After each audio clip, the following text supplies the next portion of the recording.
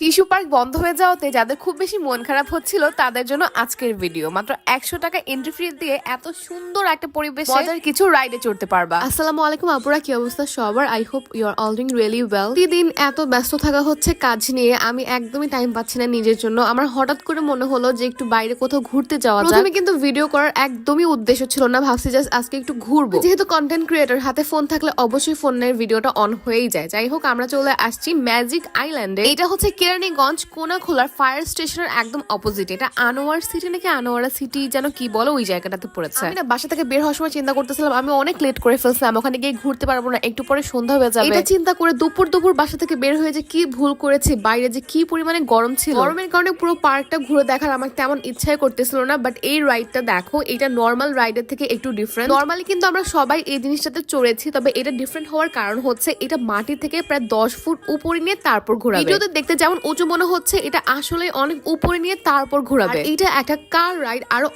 অনেক রাইড আছে এখানে। আমি বললাম না ভিডিও করার উদ্দেশ্য ছিল না, এই জন্য ডিটেলসে কোনো কিছু ভিডিও করতে পারিনি, এত গরম লাগছিল। তো আমি ওদের রেস্টুরেন্টের সাইডটাতে গিয়ে একটু বসি। একটা কোল্ড কফি চাউমিন নেই, ওদের এই সাইডটা একটু ঠান্ডা আর কি। কোল্ড কফিটা মনে হয় 120 টাকা নিয়েছে, তবে এটা ওরা বানায় ফ্রিজে রেখে দেয়, এই জন্য আমার একদমই ভালো লাগে না, একদমই পাতলা ছিল, কোনো মজা লাগে না। অর্ডারের সাথে যদি বানায় দেওয়া হতো তাহলে হয়তো ভালো লাগতো। চাউমিনটা মোটামুটি ভালোই ছিল। আমি যখন আসছি তখন প্রায় দুপুর বেলা, সো এখানে হচ্ছে অনেক মানুষই নেই, পার্কটা পুরো খালি লাগছিল আর কি। খাওয়া শেষে আমরা উঠে দেখলাম একটা সাইডে শুধু ডাইনোসর বানানো হয়েছে, মুভ করতেছে। এই যে দেখো, ও হচ্ছে মুখ নাড়াচ্ছে আর কি। আমি বলতেছিলাম ওর ঠোঁটটা একটা পাখির মতো দেখতে। মোটকা ডাইনোসরটাকে দেখার পর আমরা আরেকটা ডাইনোসর দেখলাম, যেটা হচ্ছে ওর বাচ্চাকে লেজ নাড়ানো শিখাচ্ছিল। এখানে অনেক প্রজাতির তোমরা ডাইনোসর দেখতে পারবা এবং অনেক ভালো করে বানাইছে আর কি। পার্কটা বেশ বড়, বাচ্চাদের নিয়ে আসলে অনেক এনজয় করবে। বাট আমার মনে হয় কি একটু যদি ওয়েদার ডাউন হয় আর কি, তাহলে আরো বেশি ভালো লাগবে এই জায়গাটাতে। কারণ গরমের মধ্যে কোথাও ঘুরে মজা নেই, আমি একদমই মজা পাই না, আমার অনেক গরম লাগতেছিল। আমি আবার ওদের নকল করতেছিলাম যে ওরা কিভাবে হচ্ছে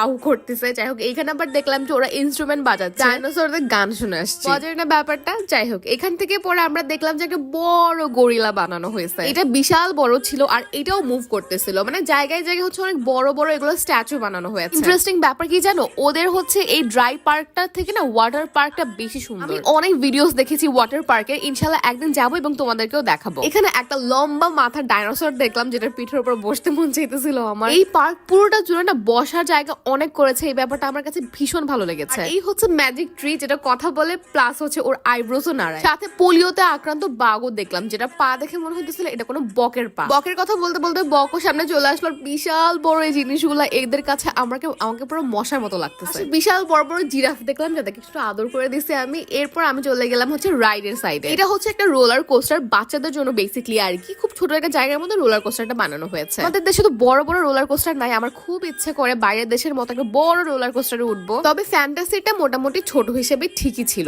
আর এইটা হচ্ছে আরো ছোট, মানে বাচ্চাদের জন্য। আর এইটা দেখো বি রাইড, এখানে অনেকগুলো অনেক সুন্দর অনেক কিউট করে বানানো আর কি। হানিবির চেহারাটা দেখো না কেমন লাগতেছে। যদিও চিন্তা করছিলাম কোনো রাইডে উঠবো না, আমি সরাসরি বাসায় চলে যাবো, কজ গরমে আমি অস্থির হয়ে যাচ্ছিলাম। বাট স্টিল ভাবলাম যে একটা রাইডে ওঠাই যায়। এরপর আমি সেই উড়ন্ত দোলনায় উঠতেছি, যেটা আমার কাছে খুব ইন্টারেস্টিং লাগছে, কজ এটা অনেক উপরে উঠাচ্ছে। তো অনেকগুলো বাচ্চা উঠছে, জানো আমি উপরে উঠে ভয় পাচ্ছিলাম, মানে আমার প্রচুর মাথা ঘুরাচ্ছিল, আর পিছনে গুলো চিল্লাচ্ছে, খুব এনজয় করতেছে। টু বি অনেস্ট, এখানে আসলে একা বা হচ্ছে পার্টনার নিয়ে আসলে একদমই মজা লাগবে না, এখানে ফ্যামিলি ফ্রেন্ডস নিয়ে আসতে হবে। আমি আমার ফ্রেন্ডদেরকে খুবই মিস করতেছিলাম, ওরা আসলে আমি আরো বেশি এনজয় করতে পারতাম, আমার একা একদমই ভালো লাগতেছিল না। আমি জানি না কেন, এগুলোতে তো আমি আগেও উঠছি, আমরা কখনো মাথা ঘুরাইনি, বাট এটা মনে হয় একটু উপরে দেখে আমার খুবই মাথা ঘুরাচ্ছিল। অন্যান্য সময় তো আমি খুবই এনজয় করি, এটা ঘুরতেছে, খুব বাতাস লাগতেছে, ভালো লাগতেছে। দেখো আমার এক্সপ্রেশন 100 বার খালি চেঞ্জ হইতেছে। উঠার পর যেমন আমার মাথা ঘুরাচ্ছিল, এটা থেকে নামার পরও আমার মাথা ঘুরাচ্ছিল। দেখো অনেক উপরে আর অনেক দ্রুত চলতেছে।